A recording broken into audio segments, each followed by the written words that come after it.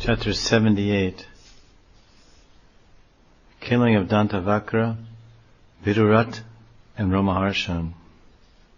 Trying to seeking revenge for their deceased friend Shishupal, Shalva and Pondraka all went on to the next world. Now another friend of Shishupal, Dantavakra, appeared alone on foot carrying a club. He shook the earth with his footsteps.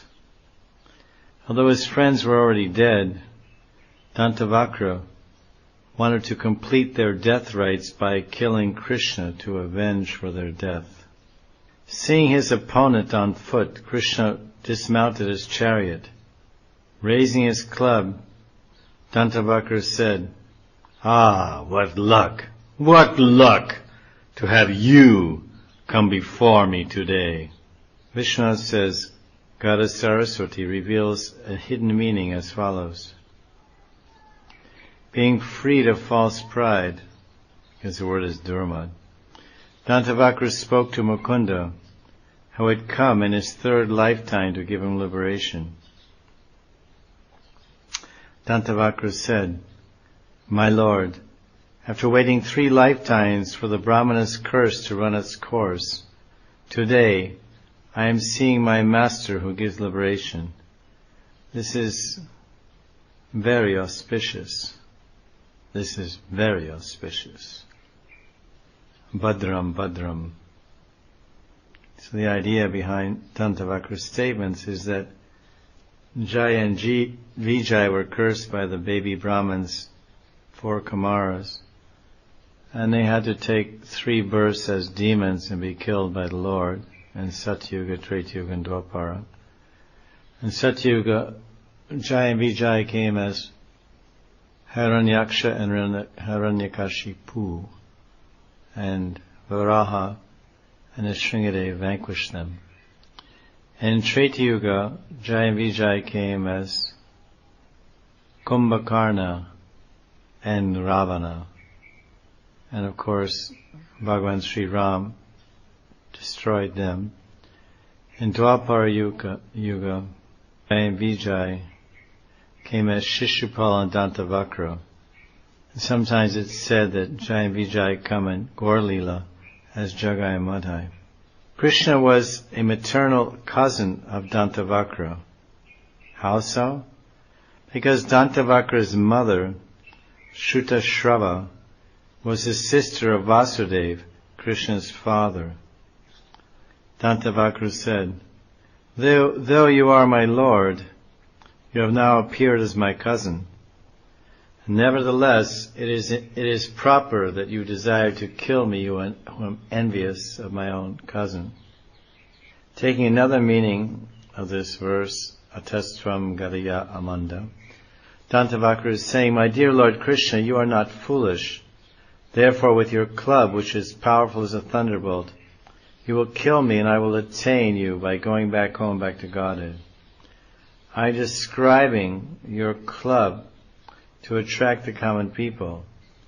However, the real power of your club is not exhibited in killing such an insignificant person as myself. Furthermore, my Lord, that person who attains you by thinking of you will deliver his friends. No one is more intelligent than you. Out of affection for my friends like Pondraka and Shishupal, I will free myself of my debt to them by liberating them through knowledge of you. According to mundane perception, you seem to be an enemy, but actually you are the true friend, Bandha Rupam, text 6, of everyone, situated within one's body, Deha Charam. As Supersoul, you are the supreme object of meditation, Vyadim, which is Vishnu's variation of text 6. After harassing Dwarkadish Sri Krishna with harsh words, as one pricks an elephant with a sharp goad, Dantavakra hit Krishna on the head with his club. Although hit, Krishna didn't budge an inch from his place. He took his Komodaki and smashed Dantavakra in the middle of the chest, who fell lifeless to the ground. A spark of light came from the demon's body and entered Krishna, while everyone looked on. Dantavakra's brother Viduratha became angry and wanted to kill Krishna. Krishna used his Sudarshan to immediately cut off his head.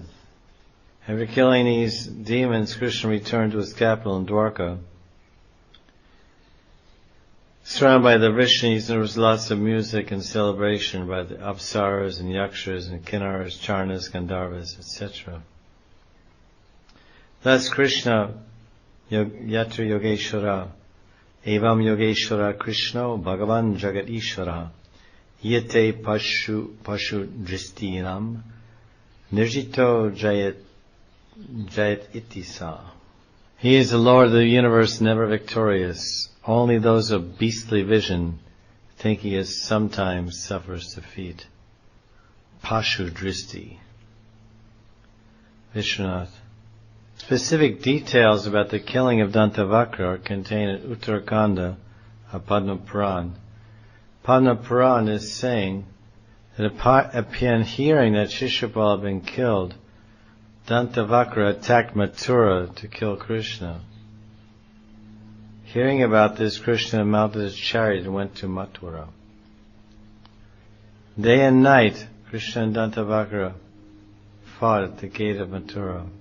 Krishna beat Dantavakra with his club until he fell lifeless to the ground, all his limbs smashed like a mountain shattered by a lightning bolt. Dantavakra received an eternal, blissful eternal form, similar to Lord Hari's. He achieved the abode of the Lord, attainable by perfect yogis, which bestows the happiness of everlasting spiritual joy. Thus, Jai and Vijay, on the pretext of Kumara's curse, appeared 3 times on earth to facilitate Krishna's pastimes. Padma Puran indicates that Krishna heard from Narada, who travels as swiftly as the mind, that Dantavakra had gone to Mathura. Therefore, immediately after killing Shava, whom Krishna killed outside the palace of Dwarka, even without entering Dwarka, Krishna immediately reached Mathura in a single moment on his chariot, while traveling at the speed of mind. There, on the gates of Mathura, he saw Dantavakra.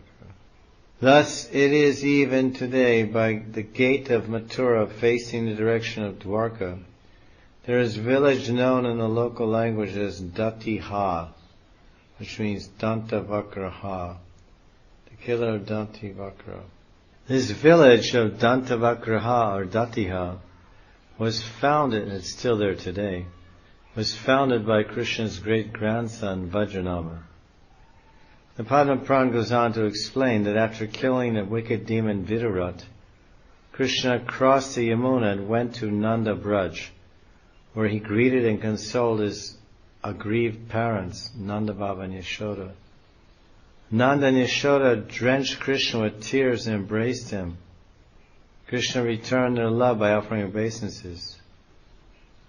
Keshava sported continuously with the Braja Gopis on the beautiful bank of the Kalindi, embellished with auspicious trees.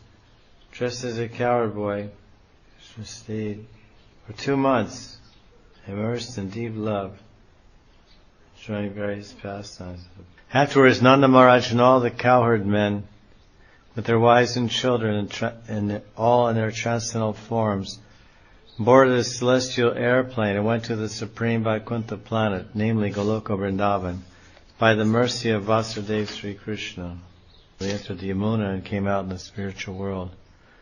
Krishna, however, after bestowing on Nanda Gopa and all the Brijvasis his own transcendental abode, which is free of all disease, returned to Dwarka as the demigods in the sky charmed with the story.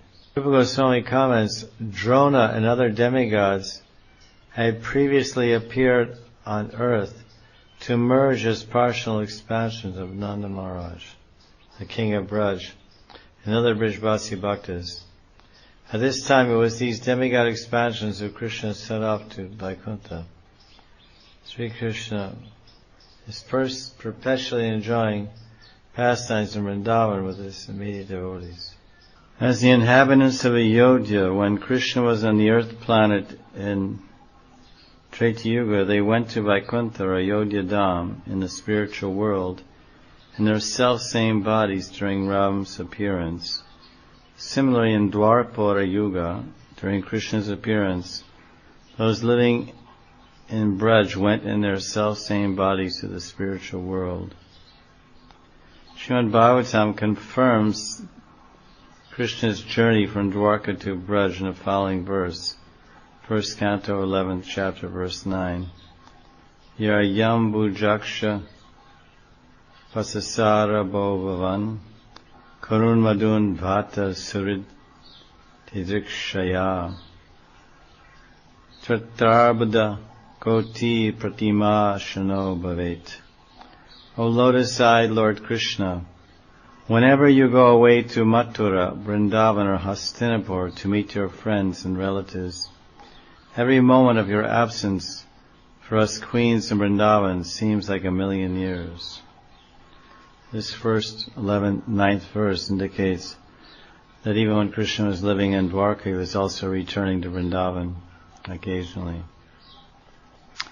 as in the case of Dantavakra. Sri Krishna for a long time had been harboring a desire to go see his friends and relatives ever since Balaram had gone to Braj. But his mother Devaki and Vasudeva and elders in Dwarka like Ugrasen, Akura, Uddhav, etc., Rohini, they refused to give Krishna permission to travel to Braj. However, after killing Shalva, when Krishna heard from Narada that Dantavakra was attacking Mathura, no one could object to Krishna's going from Dwarka to Mathura without coming in directly to Dwarka. After killing Dantavakra, Krishna would have the opportunity to meet with his Brijvasi friends and relatives.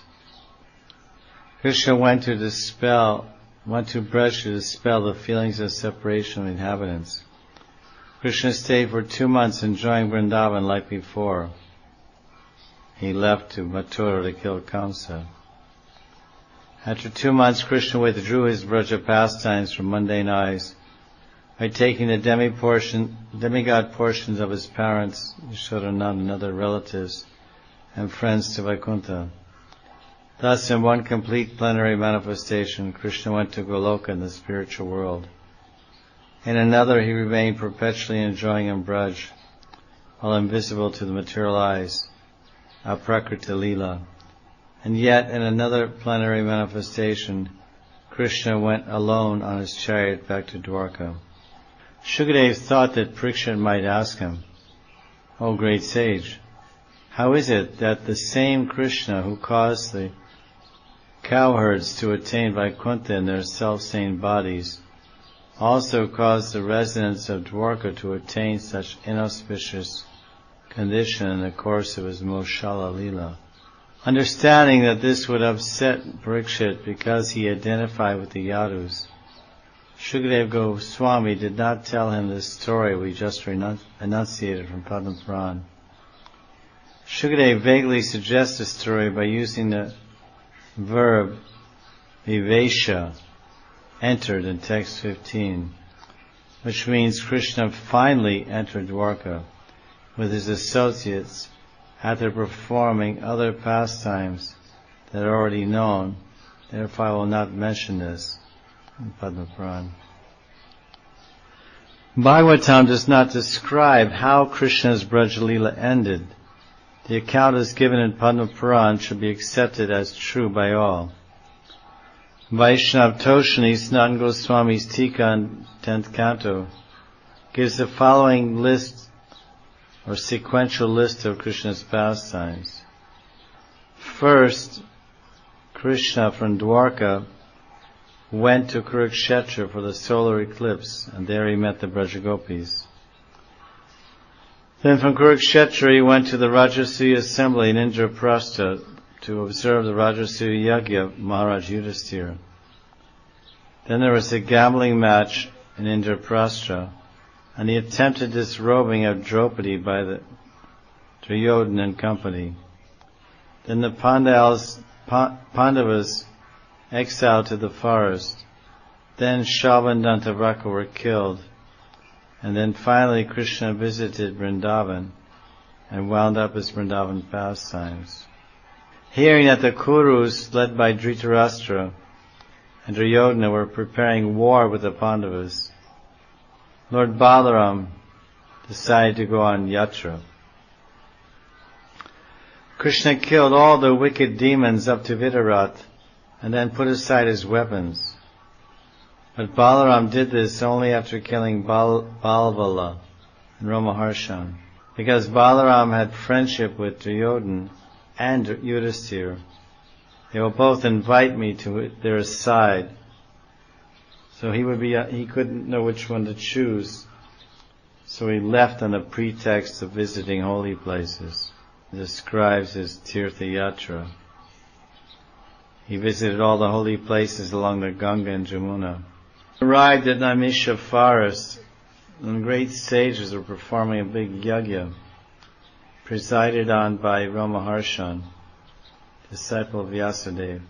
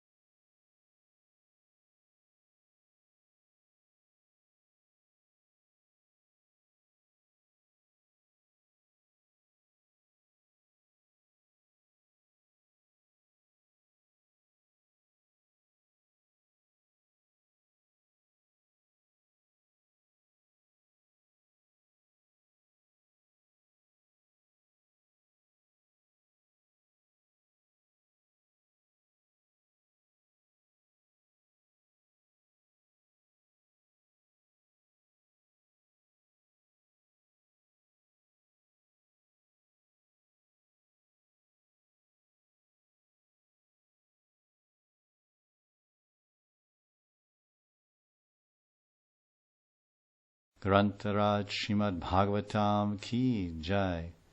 Jai Jai Shri Radhe. Jai Jai Shri Radhe. Jai Jai Shri Radhe.